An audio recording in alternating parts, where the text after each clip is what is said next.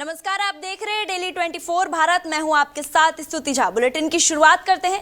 मुख्यमंत्री पुष्कर सिंह धामी ने शनिवार को दन्या में आयोजित विशाल जनसभा को संबोधित करते हुए प्रदेश सरकार की उपलब्धियों और विकास योजना को जनता के सामने रखा। उन्होंने अपने संबोधन की शुरुआत हर हर महादेव और जय श्री राम के जय घोष के साथ किया तथा जनता के उत्साह को देखकर प्रसन्नता व्यक्त की। इससे पूर्व दन्या महाविद्यालय का लोकार्पण किया गया। मुख्यमंत्री ने जागेश्वर विधायक मोहन सिंह मेहरा की सराहना करते हुए उन्हें युवा और विकास के प्रति समर्पित जनप्रतिनिधि बताया है।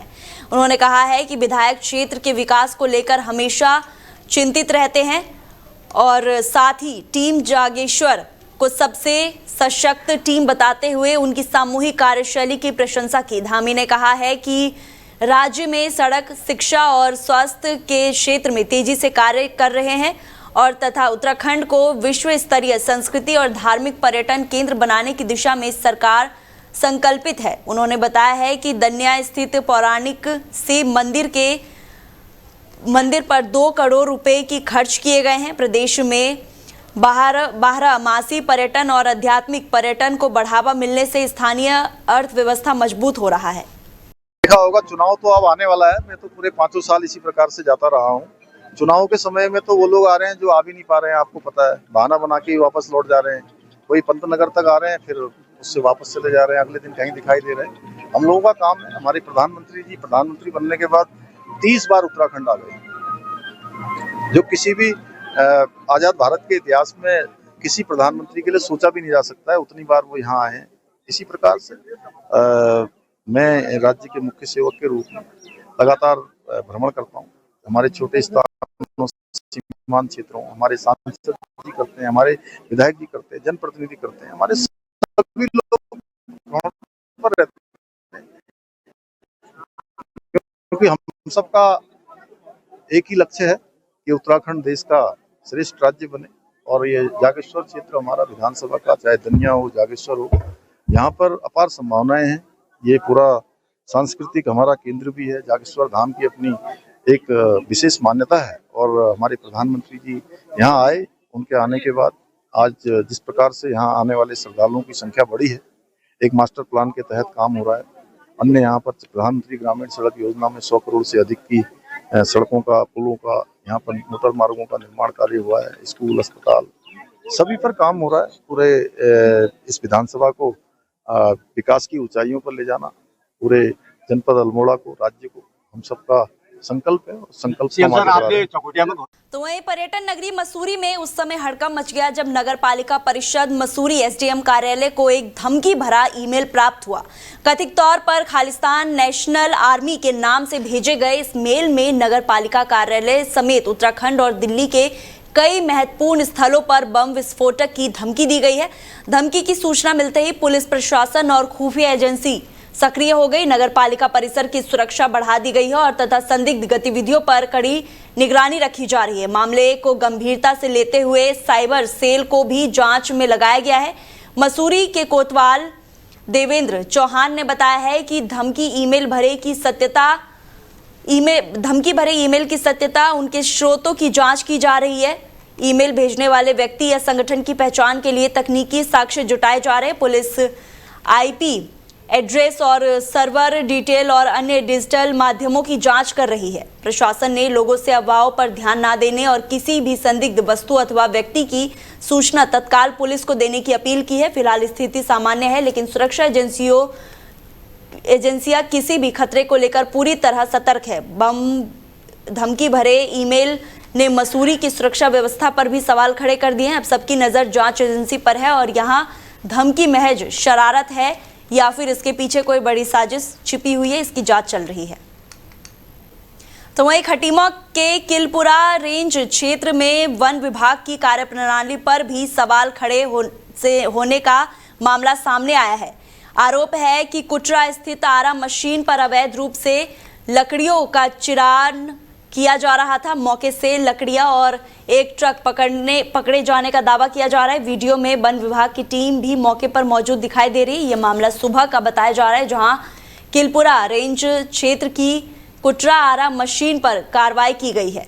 वीडियो में लकड़ियों का चिरान होता दिखाई दे रहा है और मौके पर वन विभाग की टीम नजर आ रही है। वही ट्रक पर भी मौके से बरामद होने की बात कही गई है, लेकिन अब सवाल उठ रहे हैं कि जब कार्रवाई आरा मशीन के पास हुई तो विभाग के अधिकारी अपनी जानकारी में सिर्फ जगह का जिक्र क्यों कर रहे हैं।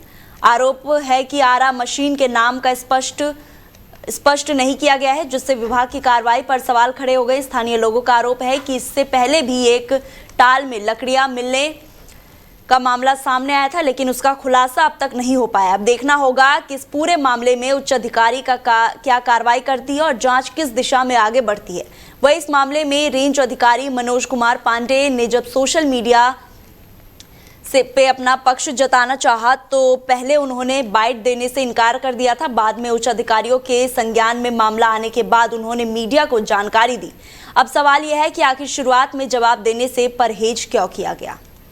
तो वहीं पर्यटन नगरी मसूरी में रविवार को एक बड़ा हादसा उस समय टल गया जब झूला घर स्थित इलाहाबाद बैंक के समीप मॉल रोड पर अचानक एक विशाल पेड़ गिर गया। घटना के चलते कुछ देर के लिए मार्ग अवरुद्ध हो गया और क्षेत्र में अफरा तफरी का माहौल बन गया। हालांकि समय रहते अग्निशमन विभाग की टीम मौके पर पहुंच गई और पेड़ को काटकर मार्ग से हटाते हुए यातायात सुचारू कर दिया। अग्निशमन एवं आपात सेवा केंद्र मसूरी को शनिवार को सूचना मिली कि झूला घर के निकट इलाहाबाद बैंक के पास मॉल रोड पर एक पेड़ गिर गया है। सूचना मिलते ही फायर स्टेशन से टीम तत्काल घटना स्थल के लिए रवाना हुई। मौके पर पहुंचने पर देखा गया कि विशाल पेड़ मुख्य मार्ग पर गिरा हुआ है, जिससे आवाजाही प्रभावित हो रही है और दुर्घटना की आशंका बनी हुई थी। फायर यूनिट ने बिना समय गवाए राहत बचाव कार्य शुरू किया। टीम ने 2 वुडन कटरों की मदद से पेड़ को छोटे छोटे हिस्सों में काटा और उन्हें सड़क से हटाया। करीब 1 घंटे की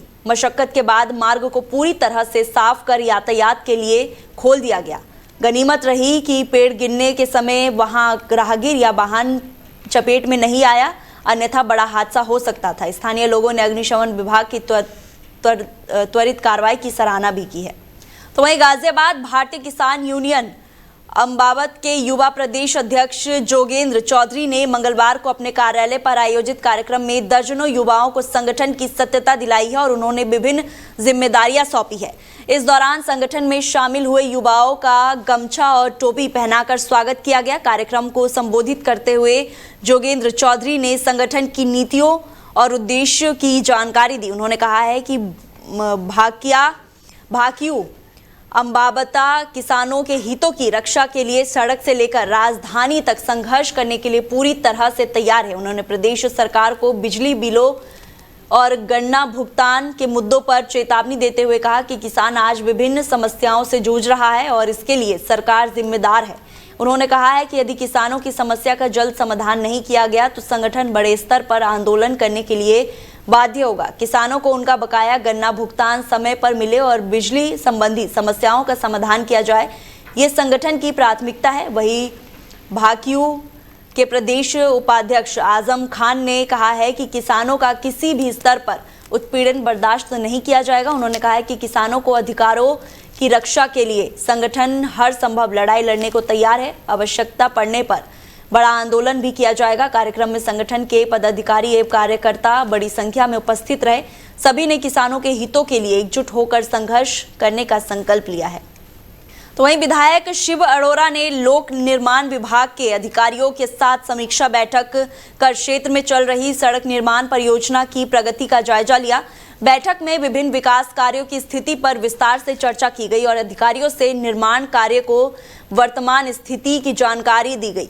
विधायक शिव अरोड़ा ने सड़क निर्माण कार्यों में अपेक्षित गति नहीं होने पर नाराजगी व्यक्त की है। उन्होंने अधिकारियों को निर्देश देते हुए कहा है कि सभी परियोजनाओं को निर्धारित समय सीमा के भीतर गुणवत्ता के साथ पूरी किया जाए ताकि आम जनता को बेहतर सड़क सुविधा उपलब्ध हो। उन्होंने कहा है कि विकास कार्यों में किसी भी प्रकार की लापरवाही बर्दाश्त नहीं की जाएगी और जनता की सुविधाओं से जुड़े कार्यों को प्राथमिकता के आधार पर पूरा किया जाएगा। विधायक ने अधिकारियों से नियमित मॉनिटरिंग करने और निर्माण कार्यों में आ रही बाधाओं को जल्द दूर करने के निर्देश दिए हैं। बैंक में विभागीय अधिकारी ने विभिन्न सड़क परियोजना की प्रगति रिपोर्ट प्रस्तुत करते हुए बताया है कि निर्माण कार्यों को तेजी से पूरा करने के लिए आवश्यक कदम उठाए जा रहे हैं। विधायक ने सभी संबंधी अधिकारियों को कार्यों में तेजी लाने और गुणवत्ता मानकों का विशेष ध्यान रखने के निर्देश दिए हैं। एक सबसे महत्वपूर्ण प्रोजेक्ट त्रिशूल चौक से लेके पहले वो अटरिया तक था, जिसे एक्सटेंड करके हमने मेडिकल कॉलेज तक कर दिया है। 8 लेन का प्रोजेक्ट ये 2023 में मैंने प्रस्ताव दिया था माननीय मुख्यमंत्री जी को, और मुख्यमंत्री जी ने इसे मुख्यमंत्री घोषणा में शामिल किया।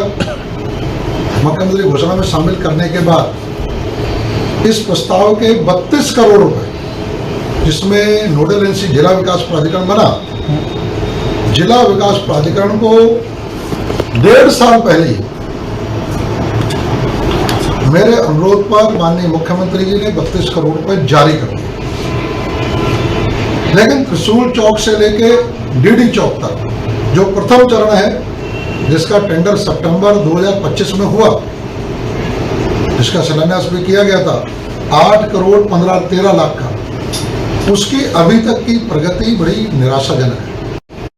बद्रीनाथ हाईवे पर नगरासू स्थित गुरुद्वारा की ऊपरी मंजिला पर 3 दिनों से निहंगों के कब्जों और उससे उपजे तनाव का असर अब क्षेत्र की अर्थव्यवस्था पर भी दिखने लगा है। स्थानीय व्यापारियों का कहना है कि घटना के बाद से यात्री नगरासू में रुकने से कतरा रहे हैं, जिससे होटल, ढाबों समेत अन्य कारोबार लगभग ठप हो गया है। स्थानीय निवासी गौरव चौधरी बताते हैं कि नगरासू में व्याप्त तनाव के चलते चारधाम यात्रा यहां रुकने से बच रहे हैं। चारधाम यात्री यहां पे रुकने से बच रहे हैं। इसके चलते 50 से अधिक होटल, ढाबों और दुकानों में ग्राहक नहीं पहुंच रहे। कई होटल संचालकों ने तो सुरक्षा कारणों के चलते अपने प्रतिष्ठान बंद किए हैं। वहीं गुरुद्वारे में चल रहे लंगर पर भी इस विवाद का नकारात्मक असर पड़ा है। गुरुद्वारे में सेवादार प्रेमेंद्र सिंह ने बताया है कि श्रद्धालुओं की ना पहुंचने से प्रतिदिन तैयार किया जा रहा भोजन खराब हो रहा है। पहले बड़ी संख्या में यात्री गुरुद्वारा में लंगर ग्रहण करने आते थे। स्थानीय व्यापारियों अमित सिंह, क्षेत्रीय पंचायत सदस्य सतीश राणा, हरीश नेगी आदि प्रशासन ने जल्द से जल्द विवाद का शांतिपूर्ण समाधान निकालने की मांग की है, ताकि क्षेत्र में सामान्य स्थिति बहाल हो सके। तो वहीं प्रदेश में पेयजल व्यवस्था को और अधिक और सुदृढ़ एवं बेहतर बनाने की दिशा में एक महत्वपूर्ण कदम उठाते हुए कैबिनेट मंत्री गणेश जोशी ने किशन नगर वार्ड में 4 महत्वपूर्ण पेयजल योजनाओं का शुभारंभ किया है। इस परियोजनाओं के शुरू होने से क्षेत्रवासियों को बेहतर एवं सुचारू पेयजल आपूर्ति का लाभ मिलेगा। इस अवसर पर मंत्री गणेश जोशी ने कहा है कि राज्य सरकार जनता को मूलभूत सुविधा उपलब्ध कराने के लिए लगातार कार्य कर रही है। पेयजल जैसी आवश्यक सुविधा को मजबूत करने के उद्देश्य से इन योजनाओं को धरातल पर उतारा गया है, जिससे भविष्य में जल आपूर्ति संबंधी समस्याओं का समाधान हो सकेगा। उन्होंने कहा है कि बढ़ती आबादी और क्षेत्र में आवश्यकताओं को ध्यान में रखते हुए पेयजल नेटवर्क को मजबूत बनाने पर विशेष ध्यान दिया जा रहा है। इस योजनाओं के पूर्ण होने के बाद क्षेत्र के लोगों को स्वच्छ एवं नियमित पेयजल उपलब्ध हो सकेगा। मंत्री ने संबंधित अधिकारियों को निर्देश दिए हैं कि सभी कार्यों को निर्धारित समय सीमा के भीतर गुणवत्तापूर्ण तरीके से पूरा किया जाए, ताकि जनता को जल्द से जल्द इसका लाभ मिल सके। कार्यक्रम में स्थानीय जनप्रतिनिधि, विभागीय अधिकारी एवं बड़ी संख्या में क्षेत्रवासी उपस्थित रहे। लोगों ने क्षेत्र में पेयजल सुविधा को मजबूत करने की दिशा में उठाए गए इस कदम का स्वागत किया है। तो वहीं देवभूमि उत्तराखंड में मौसम का मिजाज पूरी तरह से बदल चुका है और झुलसाने वाली गर्मी से परेशान लोगों को बड़ी राहत मिल रही है। भारतीय मौसम विज्ञान के देहरादून मौसम के केंद्र में आज यानी 23 जून को उत्तरकाशी, रुद्रप्रयाग, चमोली, बागेश्वर, नैनीताल, देहरादून, टिहरी, पिथौरागढ़ जनपदों में कुछ स्थानों पर हल्की से मध्यम बारिश की संभावना जताई है। वहीं सोमवार को 22 जून से ही राज्य की पहाड़ी इलाकों में अचानक मौसम बदलने से तापमान में भी भारी गिरावट दर्ज की गई थी।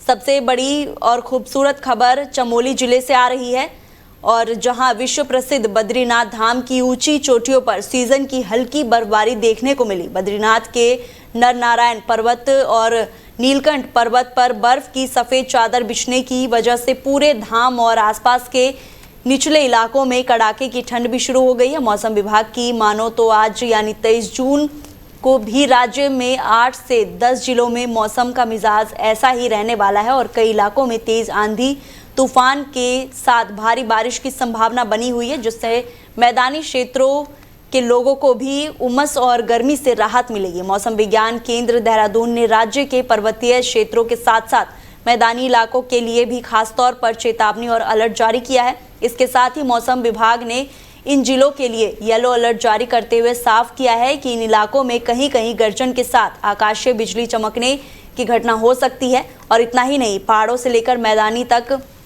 40 से 50 किलोमीटर प्रति घंटे की रफ्तार से तेज हवाएं चलने की भी आशंका है। तो फिलहाल बुलेटिन में इतना ही। आप देखते रहिए डेली 24 भारत। नमस्कार।